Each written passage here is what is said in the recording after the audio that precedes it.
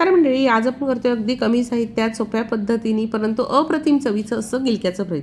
गिलक्याच्या भरताला बघा असं मस्त बाजूने तेल सुटलंय आणि दिसतंही छान, चवीलाही अप्रतिम झालेलं आहे. तर यासाठी मस्त गिलकी घ्यायची, गिलकी छान धुवून घ्यायची, चिरून घ्यायची, त्यानंतर कढईमध्ये अगदी थोडं तेल घालायचं आहे, चिरलेली गिलकी घालायची आणि मस्त झाकण ठेवून शिजवायची आहे.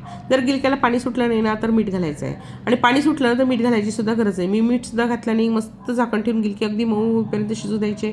शिजल्यावर आपण गिलके छानपैकी मॅश करून घ्यायचे. पोटॅटो मॅशर घ्या किंवा रवीच्या साईने छानपैकी मॅश करून घ्यायचं आहे. एका कढईमध्ये तेल गरम केले, तेल गरम झालं त्यामध्ये मुठभर शेंगदाणे घालायचे आणि शेंगदाणे आपण मस्त खमंग होईपर्यंत तळून घ्यायचे.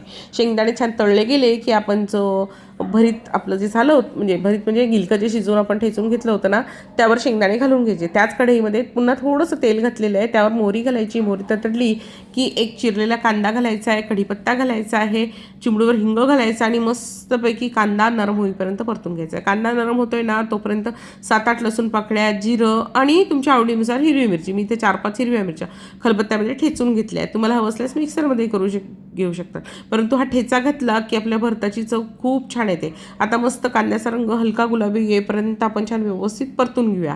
आता इथे आपल्याला कुठलेही कोरडे मसाले घालायचे नाही, फक्त चिमूटभर हळद घालायची. तुम्हाला हवं असल्यास तुम्ही लाल तिखट घालू शकतात, परंतु मी फक्त हळद घातलेली आहे. हळद घालायची आहे आणि त्यानंतर चवीनुसार मीठ घालायचं आहे. बारीक चिरलेली थोडीशी कोथिंबीर ना आपण फोडणीमध्येच घालायची, त्यामुळे काय होते भरताची चव अजूनच छान येते. कोथिंबीर हिरवीगारही राहते. नंतर उरलेली कोथिंबीर घालूच या. आता मीठ घातलेलं आहे, कोथिंबीर घालून परतून घेऊया आणि त्यानंतर आपलं ठेचलेलं गिलकं घालायचं आहे आणि छानपैकी एकत्र परतून घ्यायचं आहे जोपर्यंत ना त्याला थोडंसं मस्त बाजूने तेल सुटत नाही तोपर्यंत.